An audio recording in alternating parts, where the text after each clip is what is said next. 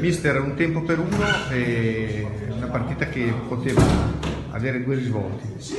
Nel primo tempo meglio la Trincum, nel secondo tempo meglio la Rivarolese, anche se poi l'occasione finale la butta la Trincum. Sì, noi abbiamo speso tantissimo il primo tempo perché abbiamo giocato specialmente davanti, abbiamo creato tantissimo e niente, non siamo riusciti a far gol. Poi il secondo tempo siamo calati un pochettino, però non concedendo niente a loro. Hanno preso un po' più di campo nel secondo tempo, sì, quello sì, però giocavano anche in casa.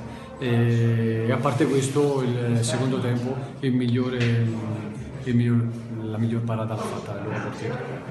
Cosa pensa di rivedere nella gara di ritorno? Ma questo non lo so perché ogni partita è a sé, però è chiaro che cercheremo di fare la partita e di vincere, come faranno loro.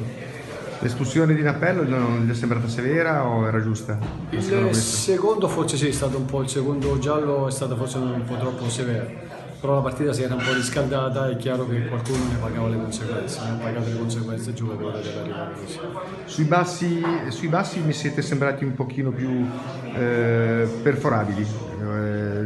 Ma noi giochiamo all'attacco, è normale che giocando all'attacco da qualche parte qualcosa si deve lasciare. A me piacciono giocatori che vanno all'attacco anche con i terzini bassi e quindi è chiaro che qualcosa si lascia. Quale giocatore l'ha impressionata di più della Rivarolese? Il numero 10 loro, è un buon Maccagni. giocatore. Sì, un buon giocatore. Mentre il difetto, se si può dire, Il difetto?